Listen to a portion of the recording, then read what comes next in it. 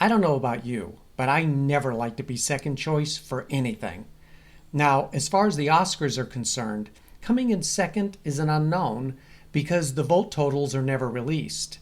But what about being second choice for a role that brings you an Oscar? I would be more than happy with being second, third, hell, even number 14,000. Stay tuned to learn about that one. I'm Michael, aka Oscar Man, and I want to talk to you about some actors who were lucky not to have been the first choice and got to bring him home. Let's start with a story about a singer who didn't want to play a singer. I want to sing. I want to be a singer. I am a singer. And anything I do from now on has got to include that. How good are you? Well, I'm as good as I am. That's how good I am. Ellen Burstyn won her Best Actress Oscar for playing the title role in 1974's Alice Doesn't Live Here Anymore. Now, I've seen many interviews where Burstyn claimed that she discovered the script herself as part of her deal with Warner Brothers. But there's another story that claims that this Oscar winner actually turned it down first. I'm celebrating. What are you celebrating? I got you to cross the street.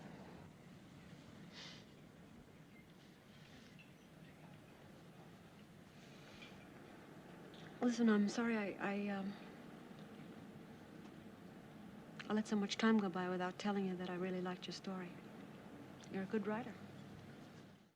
Barbra Streisand allegedly thought she was too young to play Alice. She was 33, Burstyn was 42.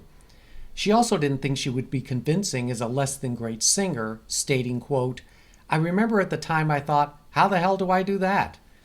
For me, I would have loved seeing her play a waitress at Mel's Diner, sparring with Diane Ladd. I bet there would have been sparring off camera too. Instead, Streisand decided to star in All Night Long, which was directed by her agent's husband. There was no Oscar talk for that one. As for who really got the script first, Burstyn said Alice had been presented to her by an executive at Warner Brothers as a vehicle for her to both star in and direct. Feeling she wasn't ready to do both, Burstyn found her director, Martin Scorsese, and on her third try, won the Oscar. So who is your choice, Streisand or Burstyn? No. You understand? There's nothing there. There's nothing there. That's not true. That's not true. You don't understand. And I don't know what this. I know you understand. I've got to go. I'm sorry. For his performance in 2016's Manchester by the Sea, Casey Affleck won a slew of awards, including the Best Actor Oscar. And he actually got the part because of this actor's recommendation. I am afforded the right to speak in my own defense, sir.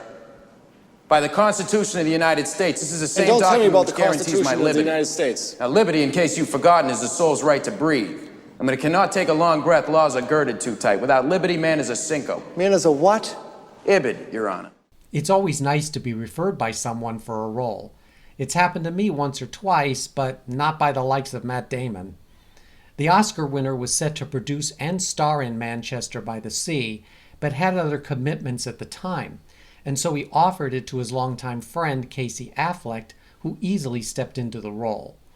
Now, don't get me wrong, I love my friends, but I gotta find someone like Matt Damon. He was so good. He loved me. He really loved me. I understand. He was so fat. You saw how fat he was. I don't care what I brought in this house. He just eat it up. I don't care what it was I brought in here. Halle Berry became the first, and to date the only African-American actress to win an Oscar in a leading role. 2001's Monsters Ball was a mixed blessing for Berry, whose participation brought her both acclaim and controversy. Which Oscar-nominated actress was the first choice? I have 36 cents and a mobile card. But if you would give me a room, I swear I will pay you back. No, Please. that won't be necessary. Now, Miss Turner, I'd be honored, really. We'll take care of you. Thank you. Angela Bassett turned down Monsters Ball because, as she told Newsweek, she found the role demeaning, stating, quote, "I wasn't going to be a hooker on film," adding, "It's such a stereotype about black women and sexuality." I don't think she regretted her decision. And winning the Oscar, while a tremendous honor, didn't exactly boost Halle Berry's career. Was this a lucky break for Berry, or did Angela Bassett blow her chances at making Oscar history? Loyal servant to the true emperor, Marcus Aurelius. Father to a murdered son, husband to a murdered wife, and I will have my vengeance in this life or the next. Gladiator was one of those films which seemed tailor-made for its leading man, in this case Oscar winner Russell Crowe. Winning Best Picture and Best Actor of 2000, Gladiator was a hit with critics and audiences. Would the Oscar-winning actor who turned down the role first have achieved the same results? It is. The executioner of the king's nephew, my husband's own cousin. York was the staging point for every invasion of my country. And that royal cousin hanged innocent Scots, even women and children, from the city walls. Though I'm not a huge fan of Mel Gibson, I could see him as Maximus. But he was committed to doing The Patriot, so he had to decline. And while Gibson was never Oscar nominated as an actor to date, he did win for directing 1995's Braveheart. Films like Spartacus and Gladiator aren't exactly big in my film repertoire, so I'll have to call upon you to tell me whether Mel Gibson could have pulled off an Oscar win had he accepted the role, or if Russell Crowe is the rightful owner of an Oscar for this one.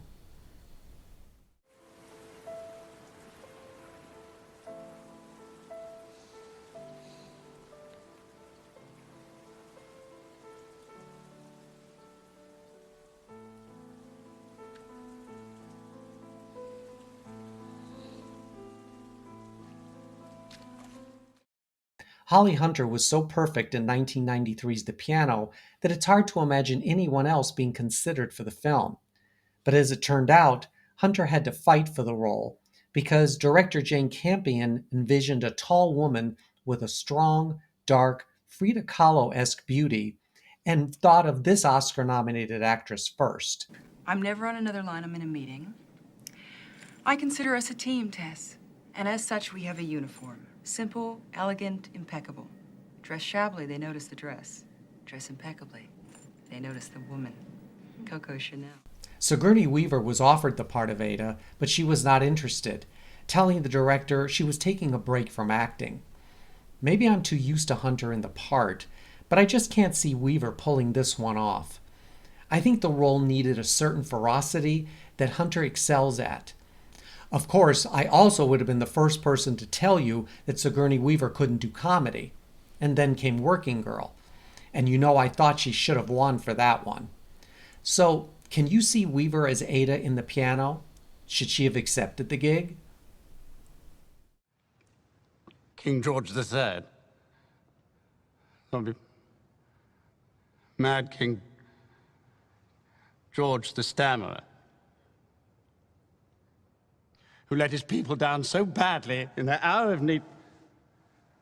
What are you doing? Get up, you can't sit there, get up! Colin Firth became an Oscar winner for his portrayal of King George in 2010's Best Picture winner, The King's Speech. However, another Britisher with a much bigger marquee name was director Tom Hooper's first choice. There I was standing there in the church, and for the first time in my whole life I realized I totally and utterly loved one person. And it wasn't the person standing next to me in the veil, it's the person standing opposite me now. Known to audiences for films such as Four Weddings and a Funeral and Sense and Sensibility, Hugh Grant didn't give a reason as to why he turned down The King's Speech. However, he later said he kicked himself for his decision, and I can understand why. Hugh Grant may not have been nominated for an Oscar as of yet, but his popularity with audiences hasn't suffered. Awards or money or both? Here's some more examples of Oscar winners from the earlier years.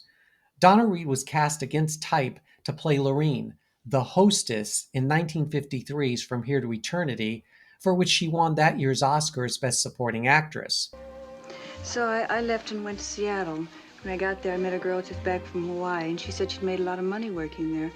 So I caught the first boat. I've been here a year and 2 months. You don't like it very much, do you? Oh, I don't like it, but I don't mind it. Anyway, I won't be here forever. But the producer's first choice was this future Oscar nominee. Last night about 10:30, somebody began pounding on my door, so I got up to see who it was, and I opened the door, and here was this elderly gentleman with a pince-nez, and I said, "What do you want?" And he said, "I'm the landlord, and I want the rent." Well, I just looked at him, because the landlord I know is a Hungarian man named Frank, who's absolutely crazy about me, so the issue of the rent never came up, you see. Carolyn Jones accepted the role as Lorene, but unfortunately ended up with a bout of pneumonia, which forced her to withdraw from the film. I liked Donna Reed's performance, but I could definitely see Jones in the role. Gary Cooper won his second Best Actor Oscar for 1952's High Noon. That's between the two of us. You're asking an awful lot, Kane, considering the kind of man Frank Miller is. All right. We all know what Miller's like. That's why I'm here. How about it? Who else could have filled the 6'3" actor's shoes in this classic Western?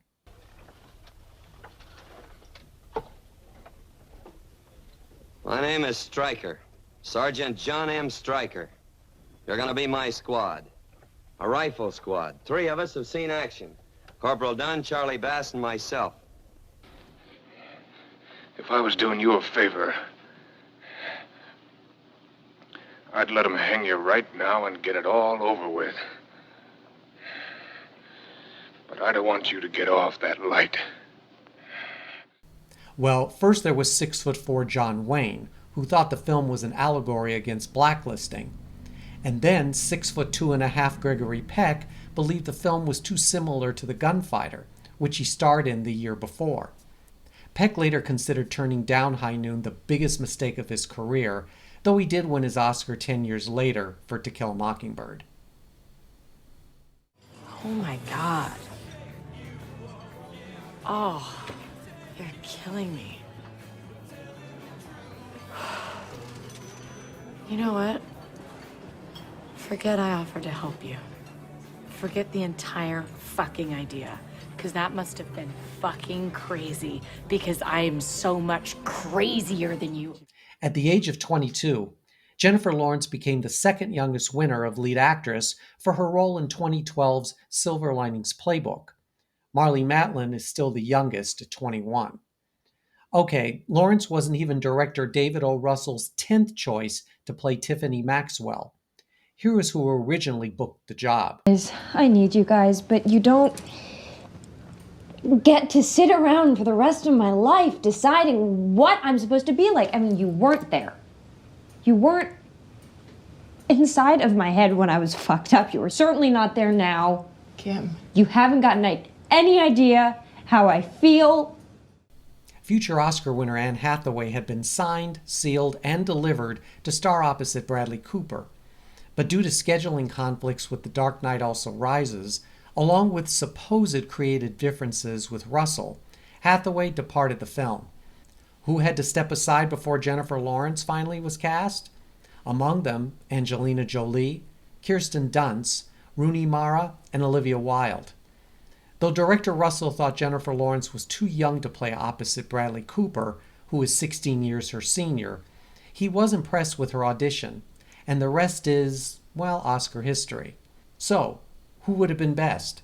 Hathaway, Lawrence, or perhaps someone else you care to mention? That there is a great invisible strength in a people's union. Say, we've shown that a people can endure awful sacrifice and yet cohere. Mightn't that save at least the idea of democracy to aspire to? Eventually to become worthy of? Okay, how about turning down a role because you think it preposterous of you to play it, then accepting it after another actor is cast, but then turns it down, and you win an Oscar? Your third as Best Actor. Yep, Daniel Day-Lewis couldn't see himself as Lincoln in the 2012 biographical film, so director Steven Spielberg went with his next choice. I made Kurt promise me he'll put in a good word for you. Nothing bad's going to happen to you there. You'll receive special treatment. The directives coming in from Berlin mention special treatment more and more often. I'd like to think that's not what you mean. Preferential treatment, all right? Do we have to invent a whole new language? Liam Neeson accepted the part and studied Lincoln extensively. But then, in what the actor called a thunderbolt moment, he realized he was too old for the role and told Spielberg he had to turn it down. The director went back to his first choice and convinced Daniel Day-Lewis that he was indeed the right actor to portray the 16th President of the United States. I bet Liam Neeson could have taken this to the Oscars as well if he had stayed with the project. What do you think? You have no idea what this boy's been through, and if this is going to become some running diatribe, I can find an overpriced salad a lot closer to home. Yeah, I know many of you want to turn a blind eye to this one. Sandra Bullock won Best Actress for 2009's The Blind Side, but she not only wasn't the first choice for the role, she also didn't think she could do it justice when it was offered to her. Here is the Oscar winner who turned down the film that was written specifically for her. Or have their spine deteriorate like Stan Bloom, another client of ours. So before you come back here with another lame-ass offer, I want you to think real hard about what your spine is worth, Mr. Walker. Or what you might expect someone to pay you for your uterus, Miss Sanchez. Then you take out your calculator and you multiply that number by 100. Anything less than that is a waste of our time. Julia Roberts was flat out not interested in The Blind Side, so director John Lee Hancock offered it to Sandra Bullock, who also turned it down 3 times. Convinced she didn't know how to approach the role or what she could bring to it, Bullock changed her mind once she met the real-life Leanne Toohey. Believing this provided her with a challenge she needed at that time in her career, Sandra Bullock surprised even herself with a Golden Globe, Critics' Choice, and SAG Award to go along with her Oscar. Here's the burning question. Should Julia Roberts have done the role instead of Bullock, or do you just want to pass on the whole thing?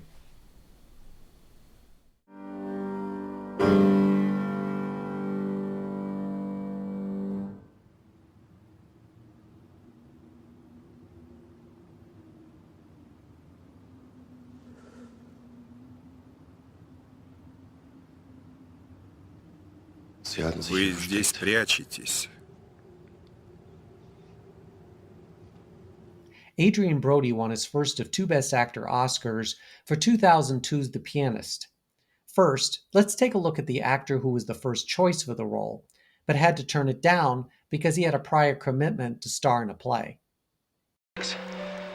What should I do? If you love her, you must do as she asks. I break her heart and mine?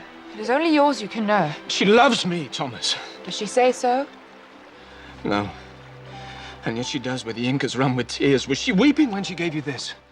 Joseph Fiennes, who has stated his first love is the theater, said that he never went into acting to do films, instead wanting to do classical roles on stage. Want to guess how many actors auditioned for the part before Adrian Brody's name came up? Try 1,400. Yep.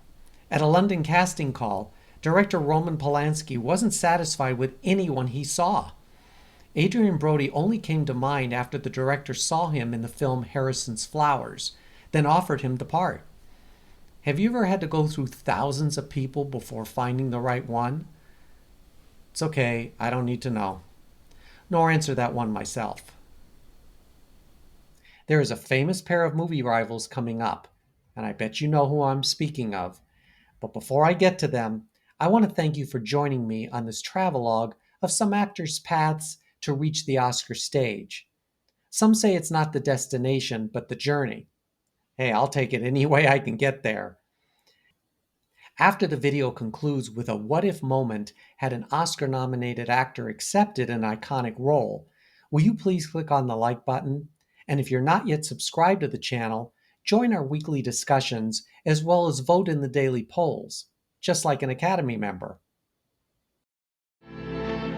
Not on your life! I said give it to me!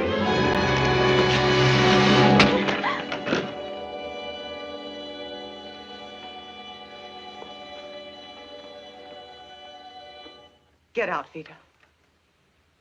Get your things out of this house right now before I throw them into the street and you with them. Get out before I kill you.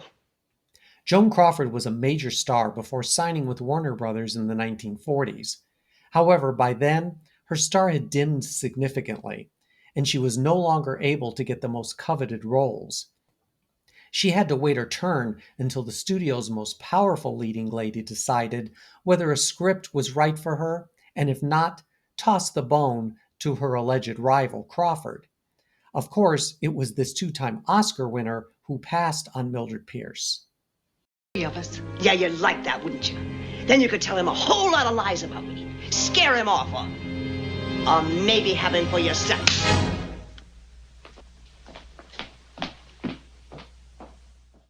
Reams have been written about Joan Crawford and Bette Davis. There was Feud, a TV miniseries, which I loved, and of course, there are varied accounts of how Crawford got the role that won her the only Oscar of her long career. Some articles state that director Michael Curtiz wanted Barbara Stanwyck, who turned him down. The Hollywood Reporter wrote that Bette Davis was offered the role first, but she didn't want to play the mother of a 16-year-old girl. Personally, I can't see Davis in this role, simply because I can't believe she would have been so easily duped by Vida. Enter Joan Crawford, who had to screen test for the role, something that the likes of a Davis or Stanwyck would never have been asked to do. Crawford got the part and the Oscar, something that probably didn't go down too well for Davis. And after winning the Oscar, Joan Crawford moved up at Warner Brothers, and Davis, well, went the other way. But that's for another video. Anyway, I love Mildred Pierce, and Crawford deserved her Oscar. Can you see Davis going toe-to-toe with Ann Blyth and Eve Arden? There are lots of other actors who were not their first choice to play the roles which won them their Oscar, and I know you are going to tell me who they are. I look forward to you filling in the blanks. And until we meet again, here's a scene of an Oscar-winning role with the actor who turned it down and claimed that not taking this box of chocolates was a huge mistake. I bet if I think about it real hard, I could remember my first pair of shoes. Mama said they'd take me anywhere.